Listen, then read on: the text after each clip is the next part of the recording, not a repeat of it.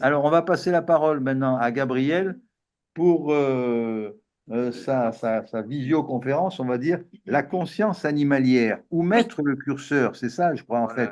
Voilà, Donc, voilà. C'est-à-dire, jusqu'à où on peut voilà, tomber pour avoir la conscience voilà. Parce qu'il humaniste. il est bien évident que tous les animaux ne sont pas conscients, loin de là.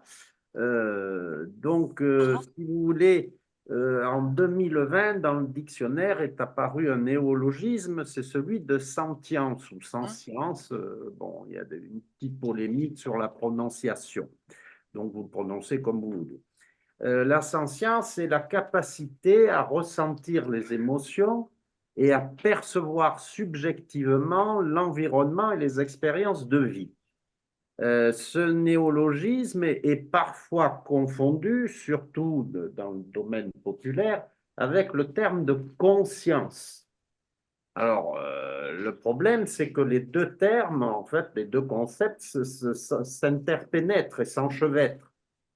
En tout cas, les deux termes relèvent de ce qu'on appelle la vie psychique ou vie mentale ou vie spirituelle, hein, là aussi, vous l'appelez comme vous voulez, qui est à la base de la dimension intellectuelle des comportements.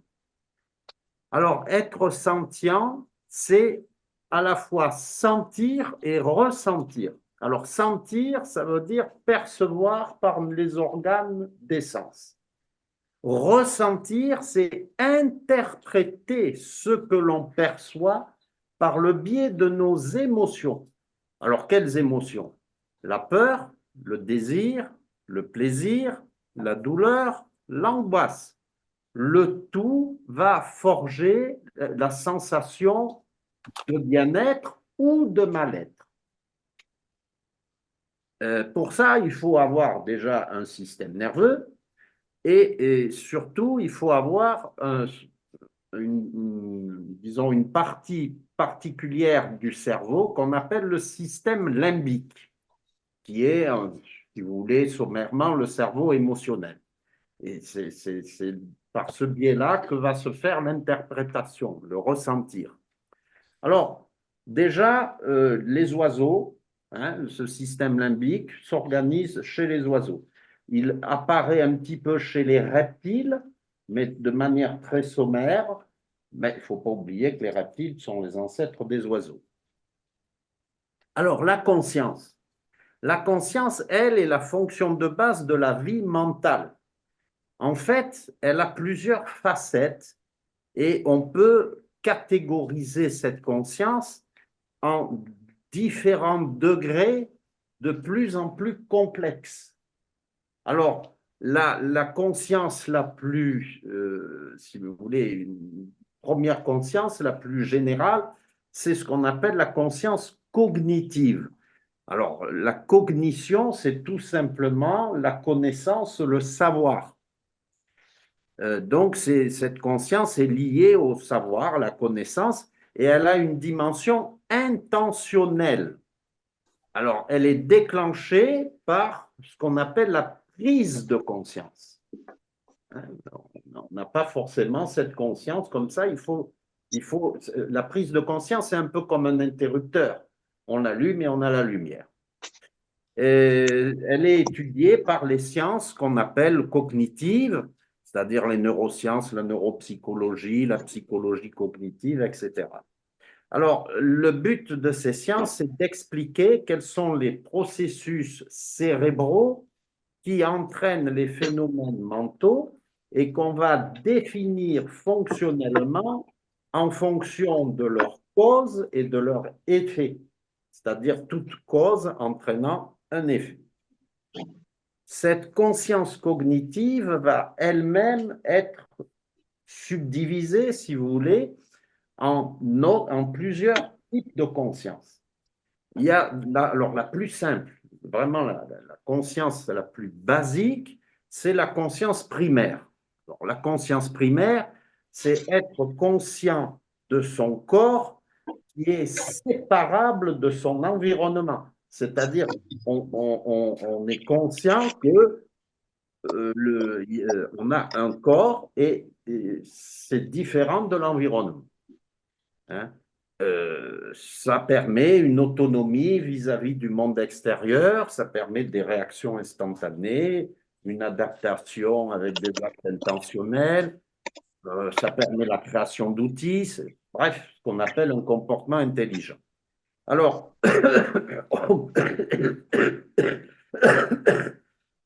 excusez-moi, c'est juste le côté musical de la conférence. Et donc, cette conscience primaire émerge dans l'ensemble de tous les mammifères. Tous les mammifères ont une conscience primaire, ça c'est acquis. Après, vous avez une conscience du temps. Une conscience du temps, c'est un processus mental, là aussi, qui est lié à la mémoire chronologique. Alors, cette mémoire chronologique peut être distordue par les émotions. Bon, tout le monde en a fait l'expérience. Par exemple, si vous vous ennuyez, mettons, à une conférence, ça peut arriver, eh ben, vous trouvez que cette conférence ne se termine pas. Hein, elle est vraiment très longue comme ça. Bon, alors il ne faut pas confondre ça avec l'horloge biologique. L'horloge biologique, c'est aussi un processus cérébral, mais qui n'est pas mental, qui n'est pas psychologique et qui est physiologique, lié tout simplement aux saisons, c'est-à-dire à la durée de ce qu'on appelle la photopériode, c'est-à-dire la période de d'éclairement journalier. Bon, le cas le plus connu, par exemple, c'est l'écureuil. L'écureuil qui va stocker des graines, des noix. Alors, en fait, il n'est pas conscient du temps qui passe. C'est tout simplement en fonction de la photopériode. Pas, ce n'est pas, excusez-moi, ce n'est pas un comportement conscient. D'accord? Bon, il suit un rythme saisonnier. Un degré au-dessus, c'est la conscience dite introspective ou réflexive. Comme le nom l'indique, on est capable de réflexion. En clair, on est conscient d'être conscient. Ça paraît un peu bizarre, mais ça permet des comportements d'anticipation, d'intuition, une capacité d'abstraction. Alors l'abstraction, c'est la possibilité de se représenter un monde virtuel qui n'est pas réel. Capacité de symbolisation, ben, par exemple l'écriture, les dessins, etc. Et capacité de conceptualisation. La conceptualisation, c'est-à-dire qu'on se représente un outil, par exemple, alors que cet outil n'est pas encore fabriqué, n'est pas encore présent. Alors, cette conscience réflexive, elle émerge chez le dauphin, chez l'éléphant et chez tous les primates. Chez l'homme, elle apparaît qu'après l'âge de 15 mois seulement. Un bébé n'a pas de conscience réflexive. Alors, oui, je peux le dire, cette capacité, disons, d'anticipation, elle a pu être illustrée, par exemple, chez l'orang-outan. Alors, l'orang-outan, bon, c'était dans un parc, je crois que c'était à Thoiry que ça a été fait. Donc, ils ont un grand parc et puis ils ont un petit édifice dans lequel on peut faire des tests. Hein, et on amène l'orang-outan dans cet édifice. Bon, comme tous les singes, ils aiment bien tout ce qui est un peu ludique. Alors, il y a un système, il y a une banane qui est accrochée. Ah non, oula. Excuse-moi, je te rappelle plus tard. Oui, pas de souci. Voilà. Voilà. Voilà. Bon, La banane. c'est fait. Alors, il y a la banane. Une banane qui est accrochée, si vous voulez, et il y a comme une sorte de grille tout autour, et par un système de poulies, eh bien, on peut tirer la banane hors de la grille, et comme ça, le singe va l'attraper. Alors, qu'est-ce qui va se passer, mettons, le premier jour? L'orang-outan arrive, bon, d'abord, il va essayer de l'attraper avec les doigts. Il n'y arrive pas. Bien. Et puis, dans cette cage, il y a différents objets. Alors, il va essayer les différents objets. Et parmi ces différents objets, il y en a un qui est allongé avec un crochet au bout. Et grâce à ce crochet, il arrive à tirer la banane hors de la grille et comme ça, il attrape et il la mange. OK. Alors, des fois, il lui faut un peu de temps, c'est un apprentissage. Deuxième jour, bon, il va encore hésiter avec les différents objets. Troisième jour, pas de problème, il se dirige directement vers le crochet, le bâton avec le crochet. Quatrième jour, il arrive, pas de bâton avec le crochet. Alors, il réessaye avec les autres objets, mais évidemment, il ne peut pas avoir la banane. Alors, ça fait que il s'en va comme ça, et puis pour faire un jeu de mots, il est de mauvais poil. Voilà. Cinquième jour, qu'est-ce qu'il fait? Cinquième jour, il arrive, il y a à nouveau le crochet. Bon, cette fois-ci, il prend directement le crochet, il prend la banane, et qu'est-ce qu'il fait? Quand il s'en va avec le crochet. Ça fait que le jour suivant, il arrive avec le crochet. Hein, l'heure de dire, vous m'avez eu une fois, vous ne m'aurez pas deux fois. Donc, ça, c'est ce qu'on appelle une faculté d'anticipation. Bon. Et puis, il y a au sommet, si vous voulez, ce qu'on appelle la conscience de soi. Alors, la conscience de soi, c'est la capacité de se percevoir soi-même comme un être pensant et agissant, ce qui nous permet de nous différencier d'autrui en tant que personne dans un milieu socio-culturel. Alors, ce qui est important, c'est le mot personne. Personne, l'étymologie, ça vient de personare, c'est-à-dire à travers le son, c'est-à-dire à travers la parole. En clair, il faut être doté de ce qu'on appelle le langage articulé. Alors, le langage articulé, il n'y a que l'homme qui a ce langage articulé. Alors, l'émergence chez l'homme, ce n'est qu'à partir de 4 ans. C'est-à-dire lorsque l'enfant commence à maîtriser le langage articulé. Et il commence alors à avoir une conscience de soi. Les jeunes enfants de moins de 4 ans n'ont pas de conscience de soi. Alors, une remarque pour ce qu'on appelle les singes anthropoïdes. Les singes anthropoïdes, c'est-à-dire les chimpanzés, les bonobos, les gorilles, les orang-outans, eh bien, ils sont dépourvus d'organes phonatoires. Ils n'ont pas eu cette possibilité de langage articulé. Toutefois, leur cerveau était, comment dire, pré-câblé pour une communication, excusez-moi, pour une communication linguistique. C'est-à-dire que Sue Savage, qui est une anthropologue et spécialisée américaine, a réussi à communiquer avec des singes par le biais de claviers, n'est-ce pas? Alors, il y avait des touches qui représentaient des symboles, hein, pas des lettres, évidemment. Par exemple, une banane, etc. Et c'était relié à un ordinateur de synthèse vocale. Ça fait que le singe, en appuyant sur une touche, eh bien, ça se transformait en mots. Donc, le singe ne parlait pas, mais il pouvait en quelque sorte s'exprimer par cet intermédiaire. Et donc, lorsque la chercheuse lui posait des questions, le singe arrivait à répondre. Et ils ont réussi à faire comme ça une communication entre tous les deux. Ce qui veut dire qu'en quelque sorte, le cerveau du singe était apte, en quelque sorte, à recevoir le langage articulé. Manque de peau, ça ne s'est pas fait. Pourquoi? Parce que les singes n'ont pas acquis ce qu'on appelle la bipédie définitive. Un singe peut se mettre debout, mais lorsqu'il se met à courir, il court à 4 pattes. Un humain, non. En général, on ne court pas à quatre pattes. Enfin, bon, ça dépend peut-être.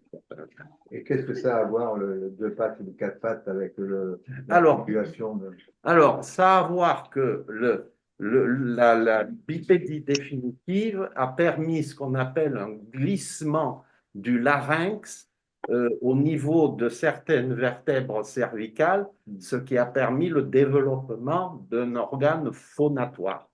Bon. Parce que sinon, en quadripédie, les quadrupèdes, si tu veux, ça bloque. Et donc, ils ne peuvent pas articuler en réalité. Et alors, Ils peuvent. les autruches, par exemple, elles sont en bipédie, elles sont bien dressées. Alors, pourquoi elles n'ont pas de... Ah ben la bipédie, oui, enfin bon. Disons que le problème, c'est qu'elles n'ont que deux pattes, les autruches. Après, il y a des ailes, ça c'est autre chose. Là, je parlais des quadrupèdes, c'est-à-dire les quatre membres. Alors, et celles qui sont à deux membres se rapprocheront plus vite du langage que les quadrupèdes? Alors,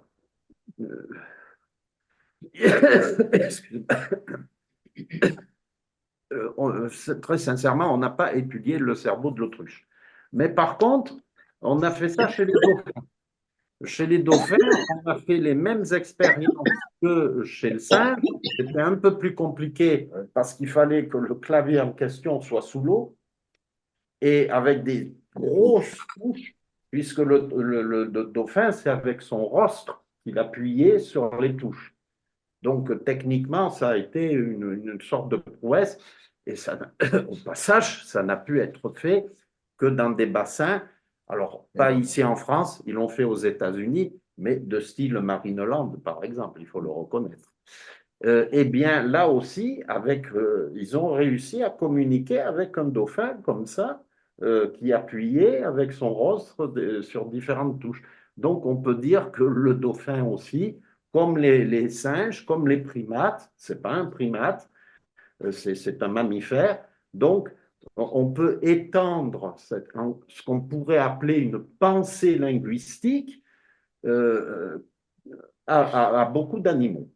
Et je pense qu'on peut l'étendre aussi, mettons, aux éléphants, à des choses comme ça. Alors, l'autruche sont des oiseaux, peut-être pas. Il faut quand même reconnaître que les animaux ont un langage et que c'est nous qui ne sommes pas capables de le comprendre. Oui, bien sûr, ils communiquent entre eux. Ils communiquent, mais ce n'est pas un langage par parole, hein, forcément, par définition. Mais, docteur Ceci dit, il est bien évident que la classification des types de conscience a été faite par des humains. On n'a pas demandé évidemment. L'humain étant supérieur à tout le monde, on ramène tout à l'humain. Écoutez, on s'est mis au sommet de la pyramide. Au sommet de la connerie aussi. Mais docteur Gandolfo, alors c'est vrai que vous connaissez sans doute Boris Cyrulnik qui a dit qu'on allait rougir quand on allait découvrir le langage des animaux. Alors c'est vrai que, comme disait Cécile, ils ont leur propre langage et on ne les décrypte pas. Alors peut-être que c'est nous qui sommes non, mais quand je parle c'est ce que j'ai essayé de dire. Et la question, c'est vrai que quand on regarde les corvidés, enfin, les animaux ont, enfin, du moins certains, ont une pensée linguistique. Ils ont un cerveau qui a été en quelque sorte câblé pour avoir une communication linguistique. Ce qu'ils n'ont pas, c'est le langage articulé, parce qu'ils n'ont pas d'organes phonatoires qui leur permettent d'articuler. Ça ne les rend pas moins intelligents et pas moins conscients pour autant. C'est simplement nous qui ne sommes pas capables de nous mettre à leur hauteur et de communiquer avec leur langage. Comme nous, quand on va en Russie ou en Grèce, quand quelqu'un parle, bon, l'anglais encore on peut comprendre, mais le grec, le russe ou le chinois, quand on n'est pas habitué, on comprend rien. Et c'est pas pour autant qu'ils sont pas dénués de conscience. Ah oui, non, mais bien sûr, non. Le problème, c'est que l'humain ramène tout à lui et au niveau scientifique, il y a des choses, je suis d'accord, d'autres où là, évidemment, je ne serais pas d'accord, dans le sens où l'humain n'est pas supérieur aux autres parce que c'est le seul individu qui est capable de s'autodétruire, déjà. C'est exact. Voilà. Et si vous voulez, l'humain n'a pas la conscience animale du respect de la vie. Ben, Il y a bien sûr. beaucoup de choses que les animaux ont à nous Alors, apprendre, même si on n'a pas le même langage. Attendez, attendez, c'est enregistré, on le laisse terminer. On posera les questions après, hein. pour terminer, il y a deux autres types de conscience, parce que là, pour l'instant, je vous ai traité de ce qu'on a appelé la conscience cognitive. Et il y a deux autres types de conscience qui, par contre, échappent à toute investigation scientifique. Alors, la première, c'est ce qu'on appelle la conscience phénoménale, qui a une dimension qualitative et subjective, c'est-à-dire c'est un effet particulier qui s'exerce sur soi-même lors d'une perception. Bon, l'exemple le plus connu, c'est la Madeleine de Proust. C'est-à-dire que, bon, en mangeant des madeleines, Proust, tout de suite, s'est rappelé son enfance, sa grand-mère, etc., etc.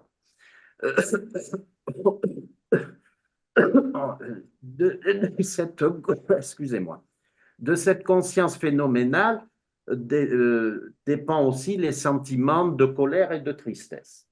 Et puis, il y a la conscience morale. Alors, la conscience morale a une dimension culturelle et philosophique qui est liée à l'éthique, c'est-à-dire avoir bonne ou mauvaise conscience, être capable d'avoir des remords, par exemple, ou des regrets. Alors, ceci dit, beaucoup d'humains en sont dépourvus. Oh, la majorité. Ah ben, oui, une majorité, quel que soit le milieu. Bon, je peux vous donner alors un exemple vraiment typique dans le milieu scientifique, que des historiens des sciences ont réussi à mettre en valeur, alors que pendant des années, ça a été, disons, censuré par les Américains. Bon, vous savez, la double hélice d'ADN, hein, la découverte de ce qu'on appelle la double hélice d'ADN, qui est à la base de toute la génétique, les chromosomes, etc., ont donné lieu à un prix Nobel qu'on a attribué à deux chercheurs américains qui s'appellent Crick et Watson. En réalité, cette découverte a été faite par une de leurs collaboratrices qui s'appelait Rosalind Franklin. Alors, Rosalind Franklin a eu deux inconvénients, si vous voulez. D'abord, c'était une femme dans un milieu qui est malheureusement très machiste.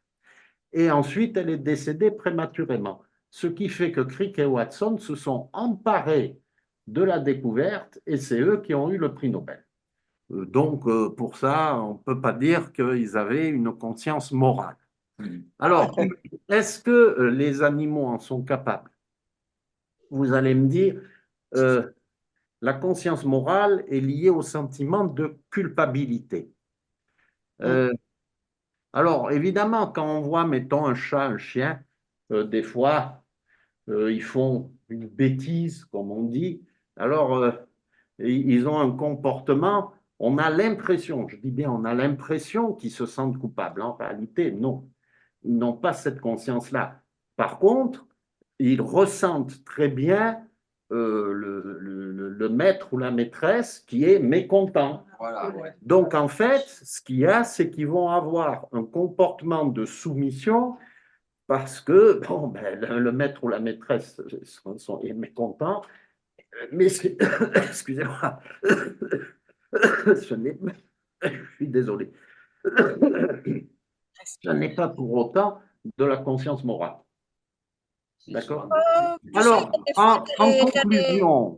en conclusion, si vous voulez, donc pour répondre à la question où placer le cursus, ben déjà, il faut savoir ce que c'est que la conscience. Il y a plusieurs types, plusieurs catégories de conscience. Bon, on peut déjà dire que les oiseaux, les mammifères ont déjà les consciences les plus simples, les plus primaires. Ça, d'accord, sans problème. Plus dans l'évolution, plus on approche de l'espèce humaine et plus ils ont des consciences un petit peu plus compliquées, voire des consciences réflexives, puisque certains sont capables d'anticipation. Les corvidés, Pourquoi pas? Ah, voilà, les, tu me retires de la bouche. J'allais dire les corvidés sont quand même extraordinaires. Enfin, moi j'ai eu beaucoup Oui, les d'oiseaux. oiseaux, Oui, les oiseaux et les mammifères. Alors, bon, ceci dit, ça s'approche pas de l'humain, l'oiseau, et pourtant il a une intelligence qui est vraiment extrêmement surprenante. alors, euh, bon, écoutez, alors là, il faudrait que je fasse une deuxième conférence sur la définition de l'intelligence, parce que c'est encore un autre concept que celui de conscience. Oui, c'est pas pareil. Bon, pour être, et oui, c'est compliqué. Bon, mais vous savez, les neurosciences, c'est toujours très compliqué. C'est très compliqué parce que regarde, l'homme a la conscience, mais l'intelligence, il n'y en a pas beaucoup. C'est ça. Oui, oui, non, mais ça, on peut être conscient et on peut être con tout coup. Ah oui, la Je suis cupidité, oui. entièrement d'accord. Je suis entièrement d'accord. Voilà. Tu as terminé la conférence? Voilà, On termine. on va la Termine, terminer. ok. Donc, s'il y a Termine, après, s'il y a d'autres questions, On passe aux questions. Allez, OK. Allez, on peut passer aux questions. Donc, fin de la conférence de Gabriel Gandolfo. Allez-y, vous pouvez vos réflexions, si vous en avez à faire. Alors, Allez-y. docteur Gandolfo, vous en pensez quoi de tout ça, de ces classements hiérarchiques de l'intelligence, de la conscience de l'animal par rapport à l'homme? alors, Quelle en écoutez, est votre déduction perso? alors, ça, bon, ben, par rapport à l'homme, déjà, ces catégorisations, elles sont faites par des humains. Hein. Alors, comme Oui. je vous ai dit, forcément, on se met au sommet de la pyramide. Bon, par ailleurs, c'est, si vous voulez, une capacité inhérente du cerveau.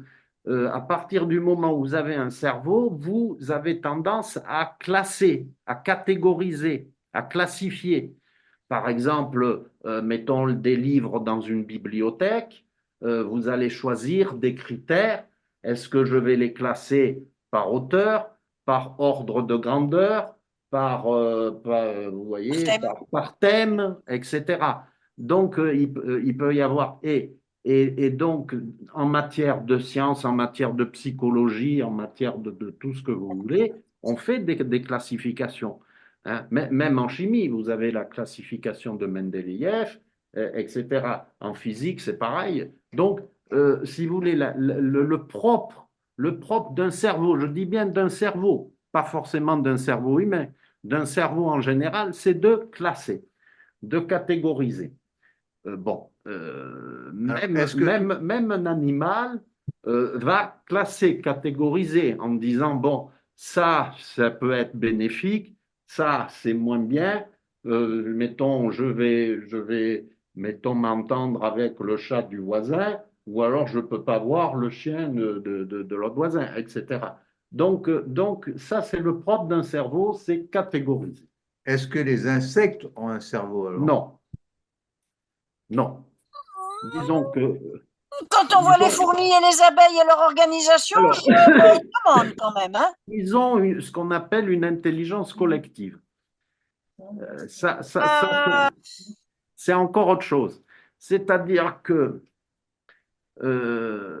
Ils sont vachement bien organisés, certainement mieux que nous. Et puis une ah, mais préservation de la race qui est même plus intéressante. entièrement d'accord.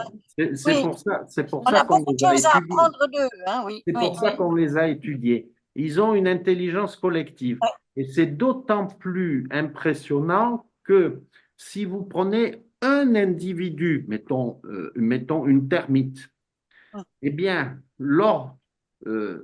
l'intelligence collective va permettre la construction de la termitière.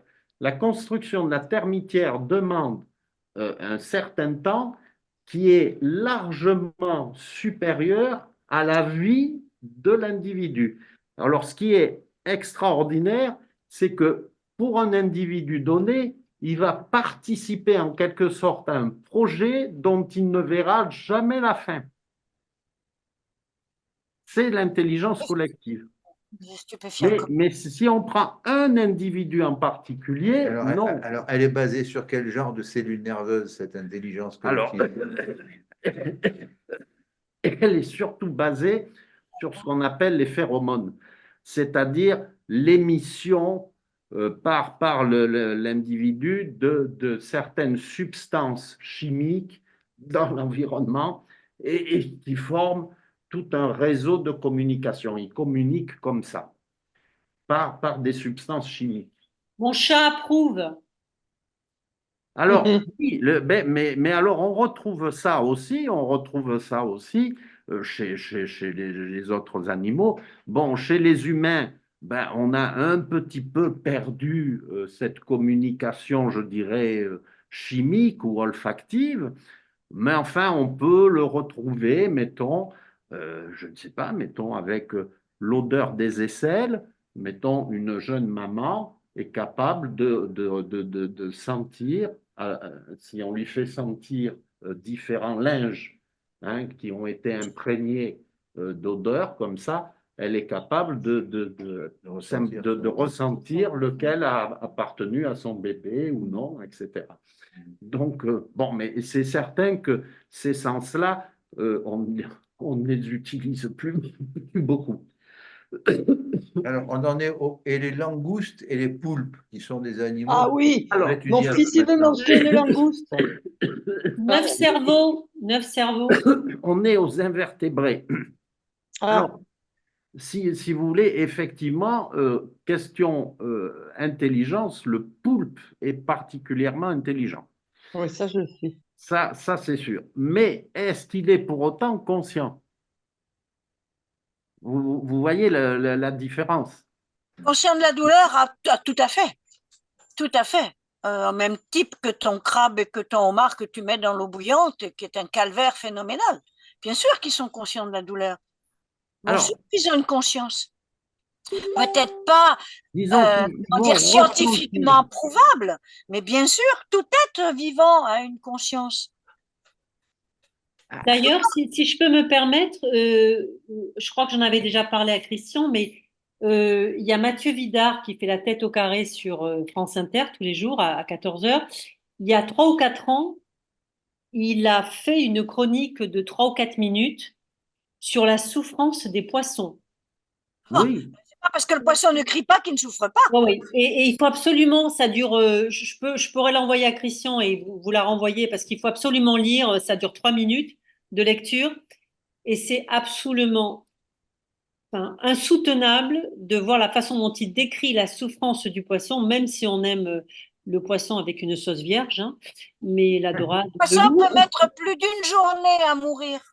Mais voilà, c'est absolument incroyable. Mais comme il ne crie pas, on ne l'entend pas. Mais alors, moi, je voulais demander au docteur Gandolfo, parce que j'ai eu un chien, bon, je vais en prendre un autre, mais malheureusement, j'ai perdu mon chien et j'ai eu beaucoup de chats, et là, j'ai un chat encore.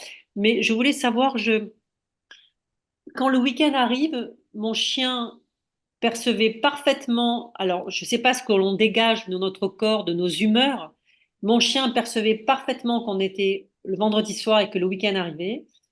Mon chat, qui est ici, je vis en appartement à Nice, bon, je vis dans un petit appartement, mais avec des extérieurs un peu, mais c'est quand même l'appartement, il n'a pas droit à la rue parce que j'ai trop peur des dangers.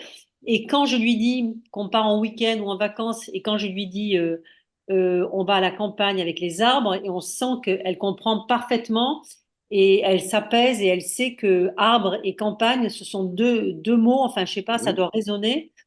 Et alors, c'est mon anthropomorphisme. Est-ce qu'ils sont susceptibles de comprendre d'abord ce que notre corps dégage et ce que certains mots peuvent évoquer? Cette compréhension, elle vient tout simplement parce que alors d'abord c'est ce qu'on appelle des animaux de compagnie, donc qui sont très proches des humains, et ces animaux-là sont capables tout simplement d'empathie, c'est-à-dire qu'ils ressentent parfaitement les variations d'humeur du maître ou de la maîtresse. Et donc, je suppose que la perspective de partir en week-end, tout ça, eh bien, ça joue sur votre humeur Et du coup, par empathie, ça va jouer sur l'humeur du chat, du chien, etc. Ça prouve bien qu'il y a un langage entre eux et nous. Alors, c'est un langage non parlé, c'est un langage non articulé, mais évidemment, il y a une communication, il y a une communication. Si on en revient C'est une communication, disons, pardon, excuse-moi. Empathie, donc c'est une communication émotionnelle. Ça passe par les émotions. Encore une fois, pour avoir des émotions, il faut un système limbique qui commence à s'organiser chez les reptiles, mais et après, il se développe beaucoup chez les oiseaux, les mammifères, etc. Mais il y a aussi le regard. Le regard aussi est important. Enfin, Oui, la mimique, le regard, il y a l'intonation de la voix. Oui. C'est pas qu'ils comprennent les mots, le sens des mots, mais ils comprennent la façon dont on les prononce. Alors, il y a un terme un peu barbare, on appelle ça la prosodie. La prosodie, c'est en quelque sorte la musique du langage, de la parole. C'est-à-dire, vous pouvez prononcer les mêmes mots, mais avec des tons, des rythmes différents, et ça exprime tout à fait quelque chose.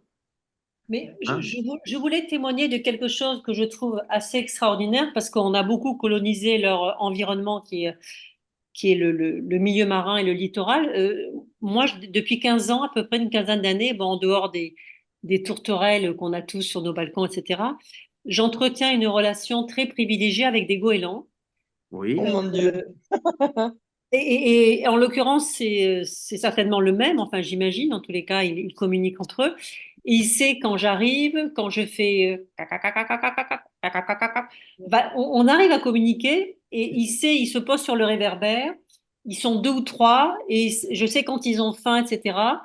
Et ils se posent, il se trouve qu'il y a un préau sur l'entrée le hall de mon immeuble, donc ils peuvent se poser. Ils se mettent en vis-à-vis sur mon balcon, en face sur les réverbères. Quand je monte les volets, ils savent quand je suis là, etc. Et quand ils ont faim, et plutôt que de les voir manger, chasser un pigeon, une tourterelle, etc., et si je peux leur donner quelque chose, ils sont en poste et ça fait quasiment 15 ans que ça existe. Et je suis quasiment convaincue que ce sont les mêmes parce que j'ai essayé d'imiter leur voix, enfin très très mal. Mais en tous les cas, on se reconnaît, voilà. Enfin, j'ai la prétention de dire qu'on se reconnaît. Et je trouve ça absolument extraordinaire. Bon, j'ai des tourterelles comme vous tous, j'imagine. Je les reconnais parce qu'il y en a une qui a un doigt cassé, donc je sais que ça fait 15 ans qu'elle vient, que c'est le couple, etc. Je les connais. Mais le goéland, en tous les cas, je trouve ça, j'adore cet oiseau. Il est mal aimé, mais il est surtout, enfin, il est souvent stigmatisé, mais je le trouve absolument magnifique et on a un peu empiété sur son habitat. On est aussi responsable, peut-être un oiseau marin. S'il est stigmatisé, c'est que justement, on a tellement empiété sur son habitat que lui est venu sur le nôtre et que ça nous dérange. Mais c'est nous qui sommes allés empiéter sur son habitat. Et c'est nous qui sommes allés chercher ses poissons. Et c'est nous qui avons détruit toute sa façon d'être. C'est pour ça qu'il se rapatrie sur la ville. Et puis que bon, en plus, comme il est gros, qu'il est impressionnant, il fait peur. Donc évidemment, les gens n'en veulent pas. Mais c'est nous les principaux responsables de sa venue sur le continent, si on peut dire, au même titre que les sangliers qui ne descendent pas dans la ville. Parce que les sangliers, ils restent chez eux, c'est la ville qui monte chez eux.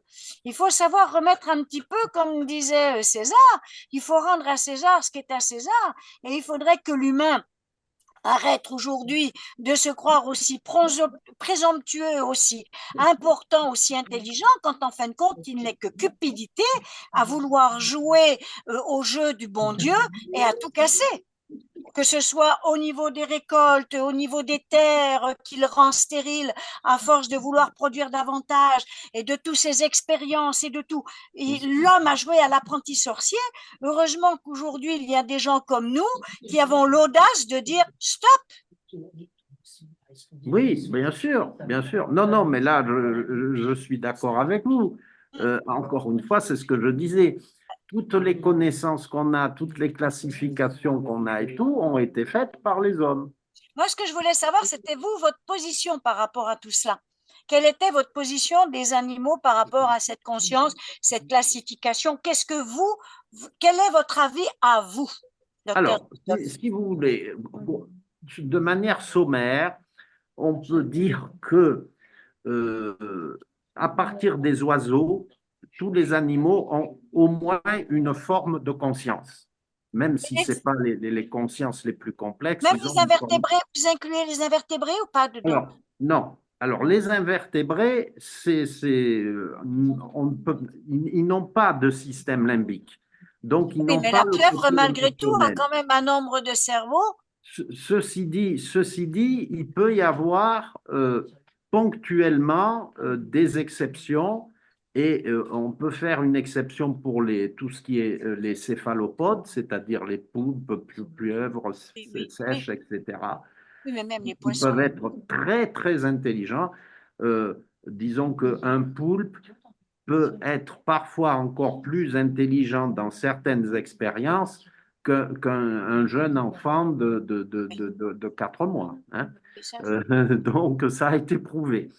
4 mois, c'est pas beaucoup, 4 mois. Non, c'est pas beaucoup. Mais par exemple, si tu as quelque chose à dévisser, bon, l'enfant, il ne saura pas dévisser. Il va essayer de l'attraper, de le casser, etc. Alors que le poulpe, il va essayer, puis au bout d'un moment, il arrive à dévisser.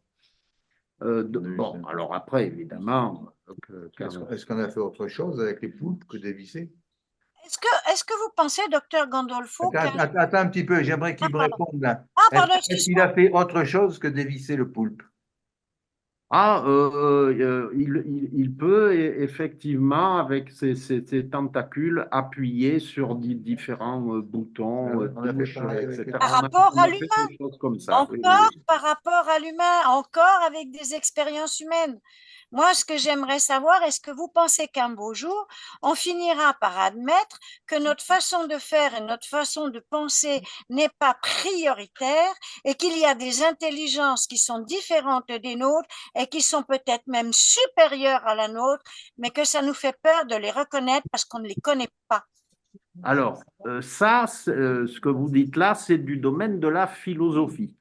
Disons que vous avez certaines philosophies, notamment des philosophies asiatiques, prenons le bouddhisme, mettons, qui admet ceci. Vous avez certaines branches du bouddhisme qui, justement, ont un respect absolument incroyable de toute vie sur Terre. À tel point que ces personnes-là, alors bien sûr, nous on dit que c'est une secte, ces personnes-là, par exemple, refusent de se soigner pour ne pas tuer les microbes, même au risque de perdre eux-mêmes la vie. Certains, parce que pas tout là, comme on dit, c'est peut-être pousser le bouchon un peu loin. Mais disons qu'il y a quand même des considérations dans certaines philosophies qui se rapprochent de ce que vous dites. Parce que, on va arrêter là, si vous êtes bien, si vous voulez bien, on va arrêter la conférence, on va libérer Gabriel. Merci Gabriel. Oui, merci. À une prochaine fois. Et on va arrêter la conférence. Gabriel, un peu de miel pour votre gorge. Un peu de miel pour votre gorge. On dit au revoir à tout le monde. Au revoir. On dit au revoir à tout le monde. Merci à Arnaud. Merci, c'était intéressant. Merci. On a enregistré cette visioconférence et vous la retrouverez sur notre site. Je répète, l'adresse du site, c'est asso-ada.org. Asso, A2SO, ada.org. À bientôt. Au revoir. Merci.